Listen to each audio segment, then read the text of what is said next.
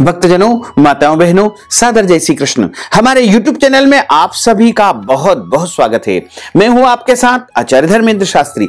आज हम आपको माघी पूर्णिमा की दिव्य और ज्ञानमयी कथा सुनाने जा रहे हैं। इस कथा को अंत तक जरूर सुनिएगा और अधिक से अधिक लोगों को शेयर भी करिएगा। तो सबसे पहले आपको और आपके पूरे परिवार को माघी पूर्णिमा की बहुत बहुत शुभकामनाएं और बधाइयां।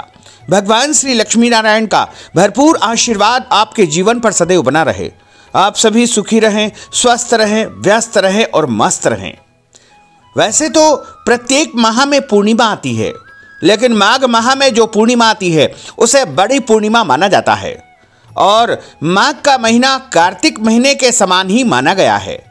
माघी पूर्णिमा के दिन भगवान श्री सत्यनारायण का विशेष पूजन अर्चन किया जाता है तथा दान पुण्य भी किया जाता है। इस दिन किए गए दान पुण्य को अक्षय अनंत गुना पुण्य फल माना जाता है। माघी पूर्णिमा के दिन आप तीर्थ में जाकर के स्नान करें और यदि तीर्थ में नहीं जा सकते हैं तो अपने घर में गंगा जल, यमुना जल या कोई भी पवित्र नदी के जल से स्नान करेंगे तो आपको तीर्थ जल का ही संपूर्ण पुण्य फल प्राप्त हो सकेगा। इसके अलावा माघी पूर्णिमा के दिन गौ दान करना, अन्नदान करना भी महान पुण्यदायी माना गया है। इस दिन ब्राह्मण को अपने घर बुला करके भगवान सत्यनारायण का विशेष पूजन अर्चन करना चाहिए तथा इस दिन सत्यनारायण भगवान की कथा का श्रवण भी करना चाहिए और ब्राह्मण को भोजन करा करके अन्नदान और वस्त्रदान भी माघी पूर्णिमा को किया जाता है। गोस्वामी श्री तुलसीदास जी महाराज ने बताया है कि जब सूर्य देवता मकर राशि में प्रवेश करते हैं तो उसके पश्चात माघ के महीने में समस्त देवी देवता तीर्थराज प्रयाग में आकर के पवित्र त्रिवेणी में स्नान करते हैं। माघ मकर गत रवि जब होई, तीरथ पतहि आव सब कोई। माघ माह में पवित्र तीर्थराज में, प्रयागराज में समस्त देवी देवता देवलोक से, स्वर्गलोक से वेश बदल करके पृथ्वी पर आकर के तीर्थों में स्नान करते हैं।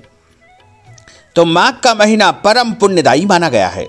इस बार माघ पूर्णिमा का महापर्व 16 फरवरी 2022 बुधवार के दिन है और इस दिन आप कोई भी शुभ या मांगलिक कार्यक्रम संपन्न कर सकते हैं क्योंकि माघ का महीना बड़ा महीना माना जाता है और माघी पूर्णिमा को बड़ी पूर्णिमा मानी गई है। अब हम आपको माघी पूर्णिमा की दिव्य और ज्ञानमयी कथा सुनाने जा रहे हैं। गुरुर्ब्रह्मा गुरुर्विष्णु गुरुर्देवो महेश्वरा, गुरुः साक्षात् परब्रह्म तस्मै श्री गुरुवे नमः। श्री अखंड मंडलाकारं व्याप्तं येन चराचरं तत्पदं दर्शितं येन तस्मै श्री गुरुवे नमः। जय जय श्री राधा रमण, जय जय नवल किशोर, जय गोपी चित चोर प्रभु, जय जय माखन चोर। मात मेरी श्री राधिका, पिता मेरे घनश्याम, इन दोनों के चरणन में मेरा बारंबार प्रणाम। मोहिनी मूरत श्याम की वो मन रही समाय, जो मेहंदी के पात में लाली रही समाय। धन यौवन एक दिन उड़ जाएंगे जैसे उड़े कपूर, मन मूरख तू राम भज क्यों चाटे जगधूर। बोलिए श्री वृंदावन बिहारी लाल की जय, श्री गिरिराज धरण की जय, श्री बाल कृष्ण लाल की जय, श्री श्याम सुंदर यमुने महारानी की जय, श्री वल्लभाधीश की जय, श्री गुसाई जी परम दयाल की जय। एक समय की बात है, द्वापर युग में जब यशोदा माता भगवान कृष्ण से चर्चा कर रही है और भगवान कृष्ण से पूछती है कि हे कृष्ण, तुम सारे संसार के उत्पन्न करता हो और पोषक तथा उनके संहार करता हो। आज कोई ऐसा व्रत मुझे बताइए जिसके करने से मृत्युलोक में स्त्रियों को विधवा होने का भय न रहे तथा यह व्रत सभी मनुष्यों की मनोकामनाओं को पूर्ण करने वाला हो। भगवान कृष्ण कहने लगे कि हे माता, आपने अति सुंदर प्रश्न किया है। मैं आपके प्रश्न का सविस्तार उत्तर देना चाहता हूं। भगवान कृष्ण कहते हैं कि हे माता, सौभाग्य की प्राप्ति के लिए समस्त स्त्रियों को 32 पूर्णमासियों का व्रत करना चाहिए। इस व्रत को करने से स्त्रियों को सौभाग्य की प्राप्ति होती है तथा घर में सुख शांति समृद्धि का वातावरण निर्मित होता है। पूर्णमासी का जो व्रत है वह अचल सौभाग्य को देने वाला है। भगवान शिव के प्रति मनुष्य मात्र की भक्ति को बढ़ाने वाला है। यशोदा जी कहने लगी कि हे कृष्ण, सर्वप्रथम इस व्रत को मृत्युलोक में किसने किया था, इसके विषय में मुझे कथा सुनाइए। भगवान कृष्ण कहने लगे कि इस भूमंडल पर एक अत्यंत प्रसिद्ध राजा चंद्रहास से पालित अनेक प्रकार के रत्नों से परिपूर्ण कातिका नाम की एक नगरी थी। वहां पर धनेश्वर नाम का एक ब्राह्मण निवास करता था। उसकी पत्नी अति सुशीला रूपवती थी। दोनों पति पत्नी उस नगरी में बड़े प्रेम के साथ निवास करते थे। घर में धन धान्य किसी भी चीज की कोई कमी नहीं थी, लेकिन उनको एक बड़ा दुख था कि उनके यहाँ सब कुछ होते हुए कोई संतान नहीं थी। इस दुख से अत्यंत दुखी रहते थे। एक समय एक बड़ा तपस्वी योगी उस नगरी में आया। वह योगी उस ब्राह्मण को छोड़ करके अन्य समस्त घरों से भिक्षा ला करके भोजन किया करता था। केवल रूपवती के घर से वह भिक्षा न लेकर के अन्य सभी घरों से भिक्षा लेकर के गंगा किनारे जाकर के भिक्षान्न को प्रेम पूर्वक ग्रहण कर रहा था कि धनेश्वर नामक ब्राह्मण ने योगी का यह सब कार्य देख करके और अपनी घर के भिक्षा का अनादर प्राप्त करके दुखी होकर के धनेश्वर योगी के पास गया और बोला कि हे महात्मन, आप सब घरों से भिक्षा प्राप्त करते हैं, परंतु मेरे घर की भिक्षा कभी भी आप ग्रहण नहीं करते हैं। इसका क्या कारण है? योगी ने कहा कि निसंतान के घर की भिक्षा पतितों के अन्न के तुल्य मानी जाती है और जो पतितों का अन्न ग्रहण करता है वह भी पतित हो जाता है। क्योंकि तुम निसंतान हो, तुम्हारे घर पर कोई भी संतान नहीं है, अतः पतित हो जाने के भय से मैं तुम्हारे घर की भिक्षा नहीं लेता हूं। धनेश्वर यह बात को सुनकर के अपने मन में बहुत दुखी हुआ और हाथ जोड़ करके योगी के चरणों में गिर पड़ा तथा आर्त भाव से कहने लगा कि हे महाराज, यदि ऐसा है तो आप मुझको पुत्र प्राप्ति का कोई उपाय बताइए। आप सर्वज्ञ हैं, मुझ पर अवश्य ही आप कृपा कीजिए। धन की मेरे घर में कोई कमी नहीं है, परंतु मैं पुत्र न होने के कारण अत्यंत दुखी हूं। आप मेरे इस दुख का हरण करें, आप सामर्थ्यवान हैं। यह सुनकर के योगी कहने लगे कि हे ब्राह्मण, तुम भगवती चंडी दुर्गा की आराधना करो। घर आकर के उसने अपनी स्त्री से सब वृत्तांत कहा और स्वयं तप के निमित्त वन में चला गया।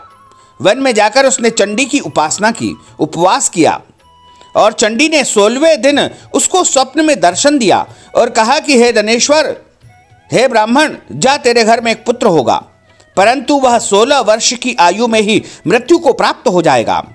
यदि तुम दोनों पति पत्नी मिलकर के 32 पूर्णमासी का व्रत विधि पूर्वक करोगे तो तुम्हारा पुत्र दीर्घायु वाला होगा।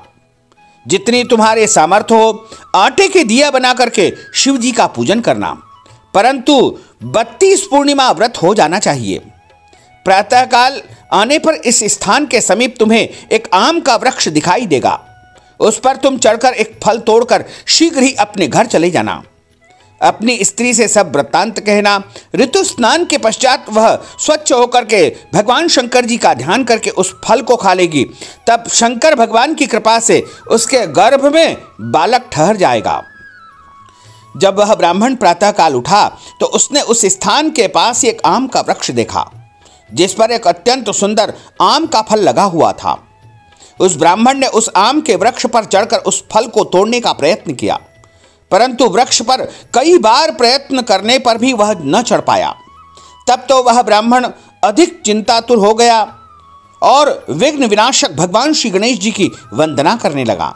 हे दयानिधे, आप भक्तों के विघ्नों का नाश करके उनके मंगल को कार्य को करने वाले हैं, दुष्टों का नाश करने वाले हैं, रिद्धि सिद्धि को देने वाले हैं। आप मुझ पर कृपा करके इतना बल दे कि मैं अपने मनोरथ को पूर्ण कर सकूं।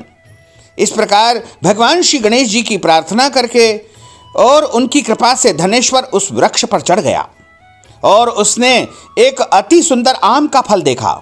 उसने विचार किया कि जो वरदान से फल मिला था वह यह है और कोई फल दिखाई नहीं देता है। उस धनेश्वर ब्राह्मण ने जल्दी से उस फल को तोड़ करके अपनी पत्नी को लाकर दिया और उसकी पत्नी ने अपने पति के कथनानुसार उस फल को खा लिया।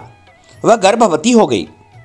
देवी चंडी दुर्गा की असीम कृपा से उसे एक अत्यंत सुंदर पुत्र उत्पन्न हुआ, जिसका नाम उन्होंने देवीदास रखा। माता पिता के हर्ष और शोक के साथ वह बालक शुक्ल पक्ष के चंद्रमा की भांति अपने पिता के घर में बड़ा होने लगा। भवानी जगदम्बा की कृपा से वह बालक बहुत ही सुंदर, सुशील, विद्यावान, गुणवान और सभी कार्यों में निपुण हो गया। भगवती जगदम्बा की आज्ञा के अनुसार उसकी माता ने 32 पूर्णिमा का व्रत रखना आरंभ कर दिया, जिससे उसका पुत्र बड़ी आयु वाला हो जाए और सभी प्रकार से सुख शांति समृद्धि बनी रहे।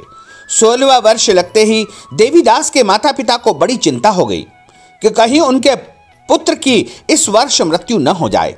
इसलिए उन्होंने अपने मन ही मन विचार किया कि यदि यह दुर्घटना उनके सामने हो गई तो कैसे इस दुर्घटना को सहन कर पाएंगे। अतः उन्होंने देवीदास के मामा को बुलाया और कहा कि हमारी इच्छा है कि देवीदास को 1 वर्ष तक काशी में जाकर के विद्या अध्ययन करवाओ और उसको वहां पर अकेला नहीं छोड़ना। इसलिए साथ में तुम चले जाओ और 1 वर्ष के पश्चात इसको वापस लौटा लाना। सब प्रबंध करके उसके माता पिता ने काशी जाने के लिए देवीदास को एक घोड़े पर बैठाकर उसके मामा के साथ भेज दिया, किंतु यह बात उसके मामा या किसी और से नहीं कही। धनेश्वर ने सपत्नीक अपने पुत्र की मंगल कामना तथा दीर्घायु के लिए भगवती दुर्गा की आराधना पूर्णमासियों का व्रत करना आरंभ कर दिया। इस प्रकार बराबर 32 पूर्णिमा का व्रत किया। कुछ समय पश्चात एक दिन वह दोनों मामा और भांजा मार्ग में रात्रि बिताने के लिए किसी ग्राम में ठहरे हुए थे। उस दिन उस गांव के एक ब्राह्मण की अत्यंत सुंदरी, सुशीला, विदुषी और गुणवती कन्या का विवाह होने वाला था। जिस धर्मशाला के अंदर वर और उसकी बारात ठहरी हुई थी, उसी धर्मशाला में देवीदास और उसके मामा भी ठहरे हुए थे। संयोगवश कन्या के तेल आदि चढ़ा करके मंडप आदि का कृत्य किया गया। लग्न के समय वर को धनुर्वात हो गया और वर के पिता ने अपने कुटुंबियों से परामर्श करके निश्चय किया कि यह देवीदास मेरे पुत्र जैसा ही सुंदर है, मैं इसके साथ ही लग्न करा दूं और बाद में विवाह के अन्य कार्य मेरे लड़के के साथ संपन्न हो जाएंगे। ऐसा विचार करके देवीदास के मामा से जाकर बोला कि तुम थोड़ी देर के लिए अपने भांजे को हमें दे दो, जिससे विवाह के लग्न आदि समस्त कार्य सुचारू रूप से संपन्न हो जाए। तब उसका मामा कहने लगा कि जो कुछ भी मधुपर्क आदि और कन्यादान के समय वर को मिले वह सारा धन हमें दे दिया जाए, तो मेरा भांजा इस बारात का दूल्हा बन जाएगा। यह बात वर के पिता ने स्वीकार कर ली और अपना भांजा वर बनाने के लिए उसके मामा ने भेज दिया। समस्त कार्य विवाह के रात्रि में विधिपूर्वक संपन्न हो गए।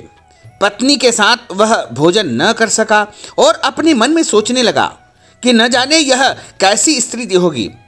वह एकांत में इसी सोच में गर्म निश्वास छोड़ने लगा। उसकी आंखों से आंसू आ गए। तब वधू ने यह पूछा कि आप इतने उदासीन और दुखी क्यों हो रहे हैं। तब उसने सब बातें जो वर के पिता और उसके मामा के बीच में हुई थी उसे बतला दी।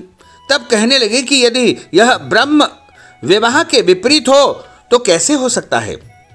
देव, ब्राह्मण और अग्नि के सामने मैंने आपको ही पति माना है और आपके साथ ही फेरे लिए हैं, इसलिए आप ही मेरे पति हैं।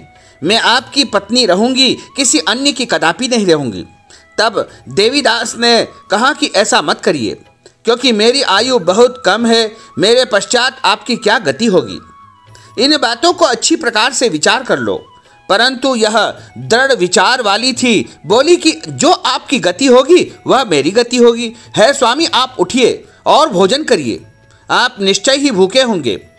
इसके पश्चात देवीदास और उसकी पत्नी दोनों ने भोजन किया तथा शेष रात्रि में शयन करते रहे। प्रातःकाल देवीदास ने अपनी पत्नी को 3 नगों से जड़ी हुई एक अंगूठी लाकर दी और एक रुमाल दिया और बोला कि हे प्रिय, इसे ले लो और संकेत समझ करके स्थिर चित्त हो जाओ।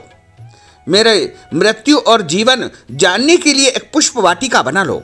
उसमें सुगंधी वाली एक नव मल्लिका लगा लो। उसमें प्रतिदिन जल का सिंचन करना और आनंद के साथ उत्सव मनाओ।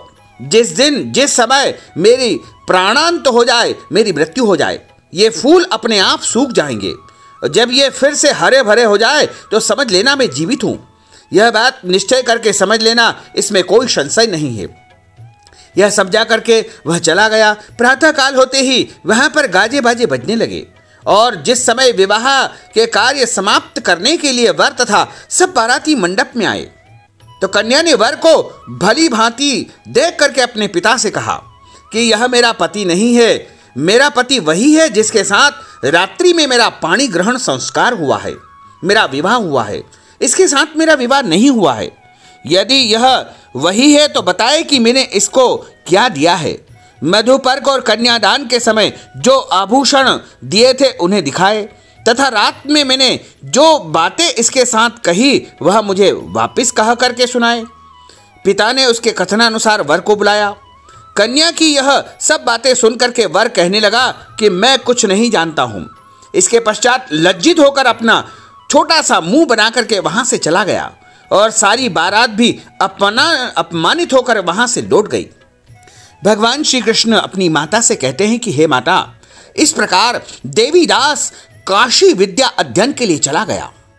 जब कुछ समय व्यतीत हो गया तो काल से प्रेरित होकर एक सर्प रात्रि के समय उसको डसने के लिए वहां पर आया।